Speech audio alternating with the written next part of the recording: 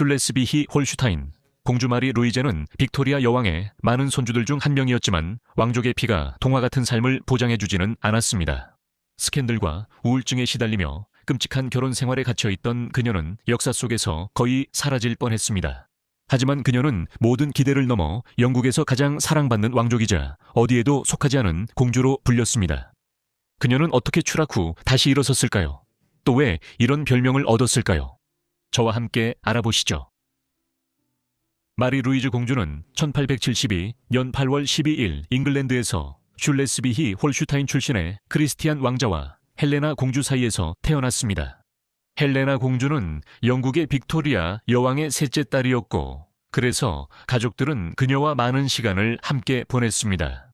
실제로 가족은 빅토리아 여왕 곁에서 영국에 살았으며, 마리 루이즈와 그녀의 3명의 언니, 오빠들은 아버지와 여러 가정교사로부터 독일의 역사와 문학을 배웠습니다. 성인이 된 마리 루이즈는 귀중한 보석과 정교한 드레스를 입고 매우 위험 있어 보이는 모습으로 많은 사진에 등장했습니다. 하지만 어린 시절에는 빅토리아 여왕이 다르게 생각했던 것 같습니다. 여왕은 자주 손주들을 돌보곤 했습니다. 헬레나와 크리스티안이 자리를 비웠을 때 헬레나는 어머니로부터 전보를 받았습니다. 그 내용은 아이들은 모두 잘 지내고 있지만 불쌍한 작은 루이즈는 매우 못생겼다 였습니다. 빅토리아 여왕은 평생 자신의 말을 굽히지 않았던 것 같습니다. 그럼에도 불구하고 두 사람은 좋은 관계를 유지했습니다. 젊은 시절 마리 루이즈는 자신이 살고 있는 세상에 대해 배우는 데 열정을 갖게 되었고 여행에 대한 큰 열망을 품었습니다. 그녀는 많은 저녁 시간을 역사책을 깊이 읽으며 보냈습니다. 그리고 다행히도 그녀의 왕족 신분 덕분에 그녀는 책에서 읽었던 장소들을 직접 볼 수 있는 기회가 많았습니다. 1890년 베를린에서 사촌의 결혼식에 참석하던 중 그녀는 바로 아날트의 아디베르트 왕자를 만나게 됩니다. 그는 멋진 기병 장교로 처음에는 그녀의 시선을 그리고 곧 그녀의 마음까지 사로잡았습니다. 처음 만난 지 불과 몇 주 만에 아디베르트와 마리 루이즈는 약혼하게 되었고 빅토리아 여왕 본인도 이 관계를 승인했습니다. 손녀를 위해 다행히도 두 사람은 1891년 7월 6일 윈저에서 결혼식을 올리게 됩니다.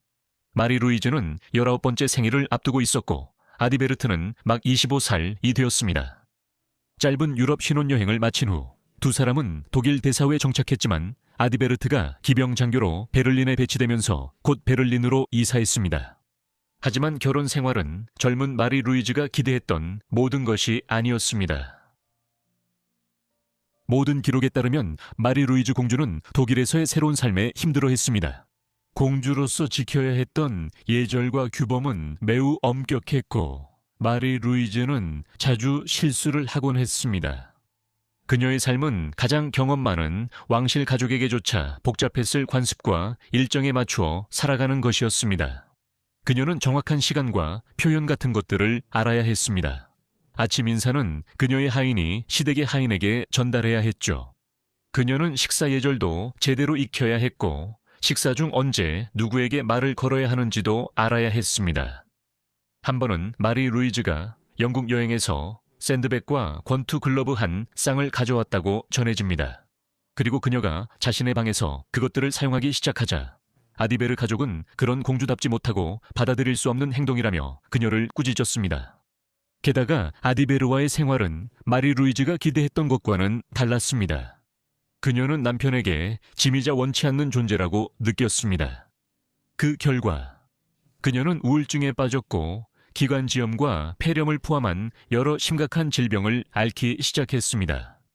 그녀는 놀랄 만큼 마르고 허약해졌으며 이는 아마도 거식증을 나타내는 것일 수 있었고 그녀의 상태는 시댁 식구들 사이에서 소문거리가 되었습니다. 몸이 좀 나아지면 마리 루이즈는 집안의 긴장을 피하기 위해 종종 다른 나라로 여행을 떠나곤 했습니다. 하지만 곧 여행만으로는 해결할 수 없는 일이 생겼습니다. 1900년 결혼한 지 9년이 되었을 때 아디베르는 남성과 바람을 피우고 있다는 사실이 밝혀졌습니다. 하지만 그 자세한 내용은 여전히 불확실합니다. 일부 자료에 따르면 그의 연인은 그의 하인 중 한 명이었으며 아디베르는 양성애자이거나 동성애자였다고 합니다.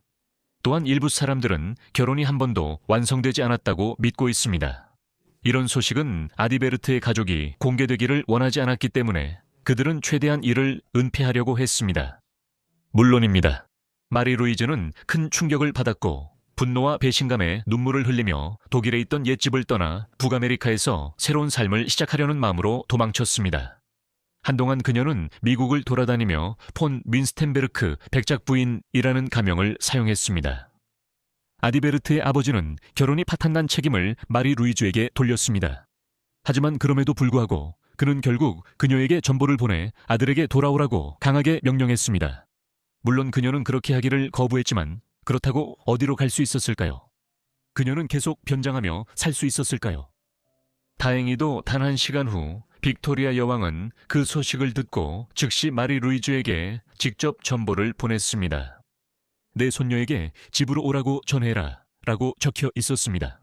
그래서 그녀는 정확히 그렇게 했습니다. 마리 루이즈가 영국에 도착하자 아디베르 자신이 직접 보낸 편지가 도착해 있었습니다. 그녀는 회고록에서 아디베르가 나와 동반자로 사는 삶은 참을 수 없다고 썼다고 회상했습니다. 그래서 그는 자신의 아버지에게 주권자의 권리를 행사하여 결혼을 무효로 선언해달라고 요청했다고 합니다. 이것이 실제로 일어난 일입니다. 아디베르트의 아버지는 결혼을 무효로 만들려고 시도했지만 결혼식이 영국에서 이루어졌기 때문에 독일 법이 적용될 수 없었습니다. 마리 루이즈는 문제 해결을 위해 이혼 전문 변호사를 고용했습니다. 하지만 알리베르트는 재판이 시작되기도 전에 자신에게 유리하게 재판을 준비했고 아디베르트는 마리 루이즈를 비방하는 온갖 경멸적인 주장으로 그녀를 모욕하려 했습니다. 그는 변호사에게 마리 루이즈가 술주정뱅이이자 마약 중독자였고 아편도 즐겼다고 말했습니다. 영국 신문을 통해 소문이 퍼지기 시작하자 마리 루이즈는 극한까지 내몰렸다고 전해집니다. 점점 커지는 추측들로 인해 그녀는 엄청난 고통을 겪었고 절박하게 가족에게 의지하며 부모님 곁에서 위안을 찾았습니다. 그녀의 아버지는 곧 결단을 내리고 그녀와 함께 독일로 가서 결혼의 법적, 민사적 무효를 추진했습니다. 거의 즉시 그는 아디베르트의 가족으로부터 거센 저항에 부딪혔습니다. 그는 굴하지 않고 마리 루이즈의 별거의 진짜 이유를 독일 연방평의회에 밝히겠다고 위협한 것으로 전해집니다. 그 위협만으로도 충분했습니다. 1900년 12월까지 결혼은 신속하게 무효화되었습니다. 서류상으로는 그녀의 결혼이 이미 무효였음에도 불구하고 말이죠. 영국 성공회의 원칙에 따르면 마리 루이즈는 아디베르의 소나귀에서 결코 진정으로 자유로울 수 없었습니다.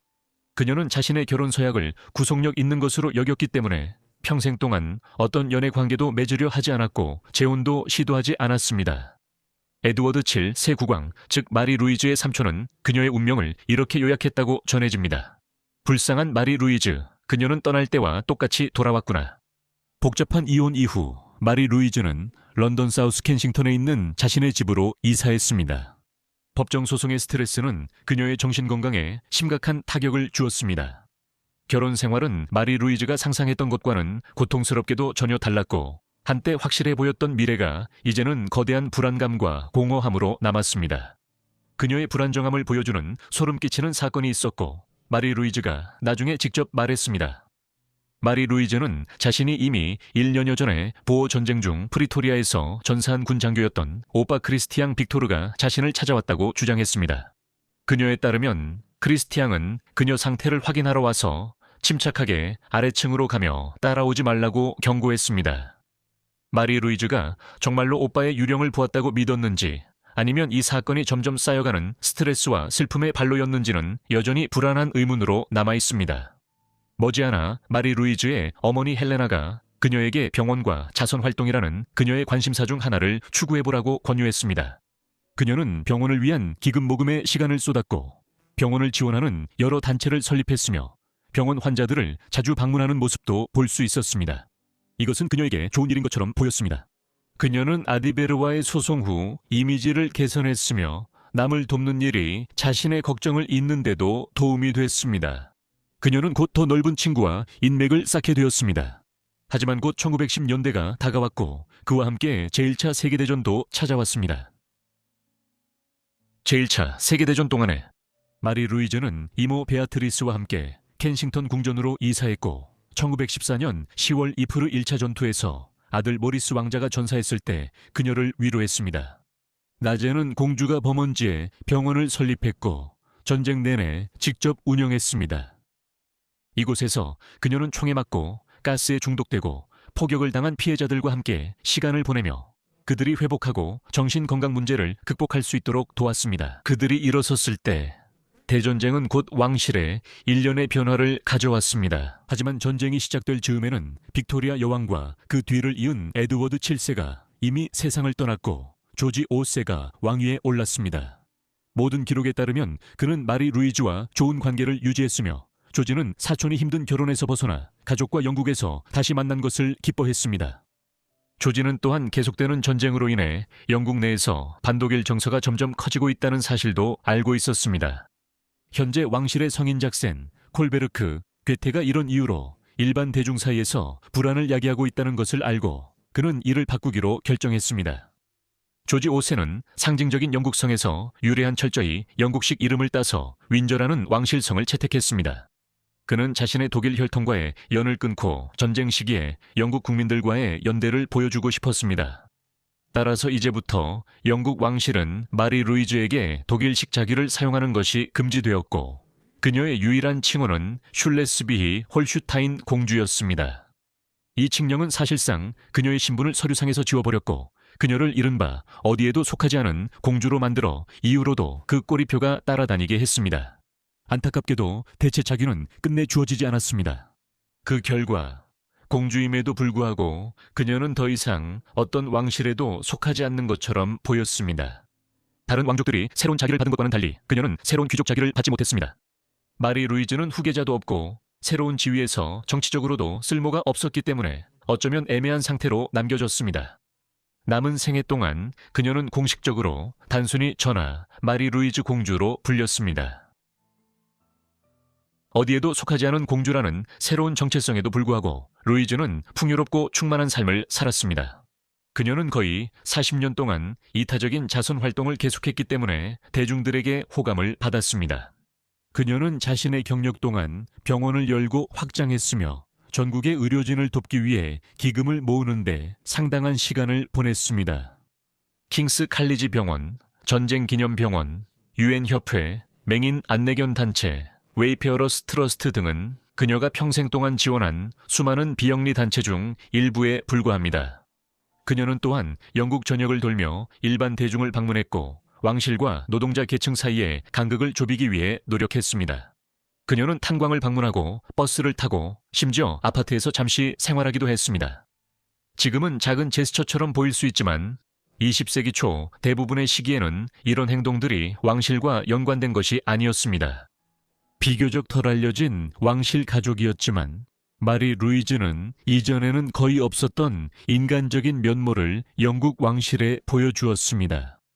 여가 시간에는 수채화에 특히 애착을 가진 다작의 예술가였고 음악과 춤에도 강한 열정을 가지고 있었습니다. 영국에서 그녀는 이런 열정을 키워주고 자신을 표현할 수 있도록 도와주는 가족들과 함께할 수 있어서 행복했습니다. 아디버트와 헤어진 뒤 그녀는 세계 여행을 하며 미혼의 삶이 자신에게 맞는다는 걸 확실히 알았을 것입니다. 마리 루이즈는 제2차 세계대전 발발 무렵 노년에 접어들었습니다. 그녀는 회고록에서 영국 왕립 공군 포격기들이 전투를 위해 에스콧 상공을 나눈 모습을 흥미롭게 지켜봤다고 회상했습니다. 전쟁으로 집이 거의 파괴되는 상황에도 불구하고 마리 루이즈는 그 시기를 견뎌냈고 생애 마지막 순간까지 자선 활동을 계속했습니다. 의사들이 그녀에게 조금 쉬라고 경고했지만 마리 루이즈는 전혀 받아들이지 않았습니다. 자선 활동은 그녀의 큰 열정 중 하나였고 마리 루이즈는 바쁜 일정을 즐겼습니다. 수년간의 왕실 봉사와 성찰 끝에 마리 루이즈는 마침내 1956년에 자신의 회고록 6 왕조에 대한 나의 기억을 출간했습니다. 이 책은 왕실의 중심과 그 주변에서 보낸 삶을 생생하고 솔직하게 기록한 연대기였습니다. 불과 몇 달 후인 1956년 12월 8일 마리 루이즈는 런던 자택에서 84세의 나이로 평화롭게 생을 마감했습니다. 그녀가 세상을 떠났을 때 마리 루이즈는 빅토리아 여왕의 살아있는 6명의 손주 중 한 명이었으며 가장 나이가 많은 왕실 가족이었습니다. 오늘날 그녀는 윈저성 그레이트 파크에서 사랑하는 언니 곁에 잠들어 있습니다. 언니는 마리 루이즈의 평생 가장 가까운 친구 중 한 명이었습니다.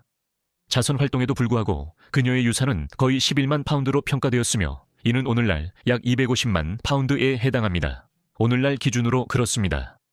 마리 루이즈 공주는 왕족도 원하는 일을 추구할 수 있음을 세상에 보여주며 새로운 길을 열었습니다.